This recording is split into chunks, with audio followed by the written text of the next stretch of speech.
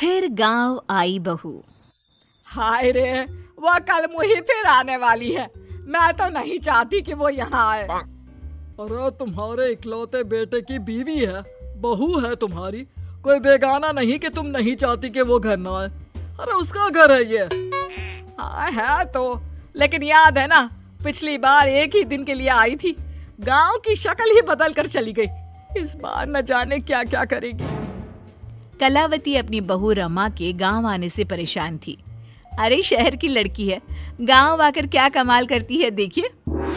Rama railway station पर। हाय रे, गांव की जमीन पर पैर रखते ही गोबर की बदबू आने लगी है। कैसी बात कर रही हो? इसी महक को सूंघ सूंघ कर तो मैं बड़ा हुआ हूँ। हाँ, तभी तुम्हारे परफ्यूम का खर्चा इतना ज्यादा है। पति को रमा की बात बिल्कुल अच्छी नहीं लगती।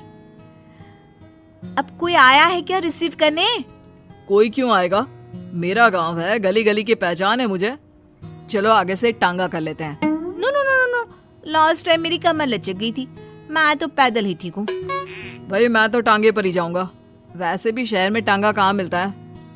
पति टांगा बुलाकर उसमें बैठकर चला जाता है। अरे वाह, हाय रे मेरा बेटा। पर बेटा इतना दुबला क्यों हो गया तू? बेटा बहू नहीं आई क्या?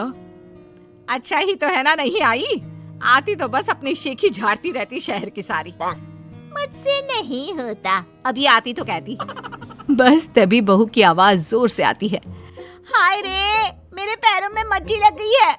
क्यों नहीं सरकार को बोलकर आप लोग सड़कें पक्की करवा लेते हैं? छी छी छी छी। कोई तो मेरे पैर में पानी डाल दो। अरे ये कहां से आ गई?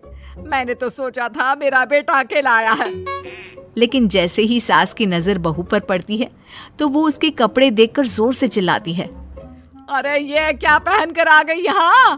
पता भी है कि कहाँ है वो? अरे कैसी लड़की है, बेटा शहर ही छोड़ देता इसे तो। हाँ हाँ, मुझे भी शौक नहीं है इस मिट्टी में पैर मारने का। अरे जा जाकर साफ हो जा और खाना बना ले। माँ जी, अभी अभी चली आ रही हूँ, आज तो खाना आप बना लेती। हाय रे, मैं बना लेती? कहीं की महारानी है क्या तू? जा जाकर काम कर, शहर की होगी अपनी, मेरे गांव में मेरी चलती है। हाँ जा। बहू जाकर नहा धोकर किचन में पैर रखती ही है कि जोर से चिल्लाती है। अरे वो गैस चूल्हा कहाँ गया और सिलेंडर भी नहीं दिख रहा। माँ जी, मेरे पापा ने गैस इसलिए तो दिया था कि मुझे ये मिट्टी वाले चूल्हे में ना खटना पड़े, आपने वो भी हटा दिया क्या?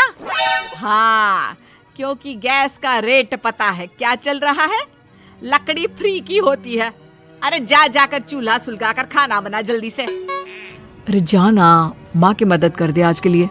हाँ हाँ, बीवी का गुलाम। सास बहू एक किचन में। सर से पल्ला क्या तेरी नानी आएगी लेने? शादी को 2 साल हो गए, लेकिन लड़की बनी घूम रही है, ना बिंदी ना सिंदूर। अरे लगाया तो है सिंदूर, ये देखिए। बहू पल्ला गिराकर सास को सिंदूर दिखाती है। अब मेरे साज श्रृंगार पर चर्चा हो चुकी हो तो चलिए खाना भी बना ले। आप तो सुबह से ठूस रही होंगी, हम लोग तो अभी अभी आए ना सफर करके। उधर बाहर बेटा और पिता आपस में बात कर रहे थे। क्या है पापा, माँ को कुछ तो समझाइए, कैसी रहती है वो मीरा के साथ? अरे अभी तो शादी हुई है, प्रोफेशनल लड़की है, वो काम ना करे तो हम लोगों का घर ना चले। देख बेटा, तू ये सास बहू के बीच में ना बोले तो ही अच्छा होगा। ये ऐसा रिश्ता है कि कुछ भी कर लो मन मुटाव तो बना ही रहेगा।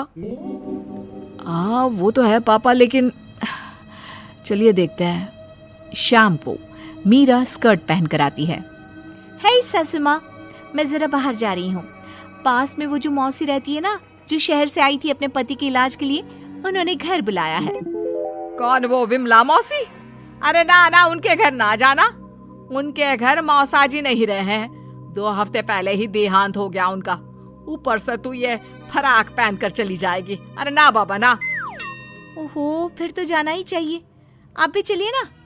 ना ना, तेरे जैसे कार्टून के साथ तो मैं कहीं ना जाऊं। बहू मॉडर्न कपड़ों में गांव की मौसी के घर जाती है, जहां सभी घर वाले उसे देखने लगते हैं। अरे ये क्या हो गया, कौन आया है जो सारे ऐसे देख रहा है? माँ, कोई कबूतरी सी लग रही है, देख तो। मौसी के सामने बहू को देखकर वो उसे पकड़कर रोने लगती है।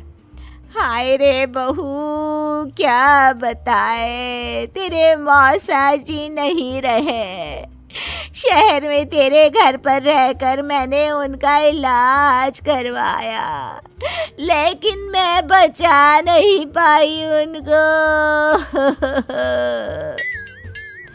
देखिए मौसी, जो होना था वो तो हो गया, लेकिन अब कैसे चलेगा घर? तभी एक सरकारी आदमी उनके घर आता है। ये विमला देवी कौन है? मैं ही हूँ। कौन है, कहाँ से आए हैं आप? मैं आपके पति के दफ्तर से आया हूँ। ये कागज में आपके साइन लेने हैं, जरा जल्दी कर दीजिए। विमला मौसी जैसे ही साइन करने जाती है, बहू रोक लेती है। रुकिए मौसी, कभी भी आंख बंद करके साइन नहीं करना चाहिए। देखिए तो क्या लिखा है पेपर में। अरे बिटिया, हम कहाँ पढ़ना लिखना जानते हैं। जब से ये गए हैं साइन ही तो किए जा रहे हैं।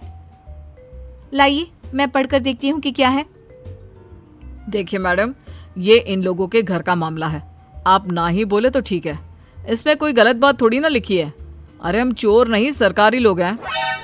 जाने दे बहू, कुछ गलत नहीं होगा।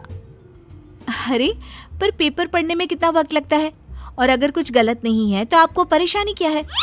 बहू पेपर छीन कर पढ़ लेती है और फिर, मौसी, इस पे साफ साफ लिखा है कि मौसा जी की जो नौकरी थी, जो आपके बड़े बेटे को मिलनी है, उसे आप अपनी खुशी से इस आदमी को देने को तैयार हैं। हाय रे, ये तो अनर्थ हो रहा था। अब ये जाएगा पुलिस के हवाले। पुलिस आदमी को ले जाती है। तब तक घर के बाहर भीड़ लग जाती है। सास, ससुर और पति भी वहां आ जाते हैं। मुझे तो लग रहा है कि बहू शहर से गांव जैसे मेरे लिए ही आई है। अरे भला हो बच्ची का जो मेरा घर बर्बाद होने से बचा लिया। कमला दीदी, भगवान ऐसी बहू सबको दे। अरे और क्या, इसीलिए तो मैंने पढ़ी लिखी बहू चुनी अपने बेटे के लिए।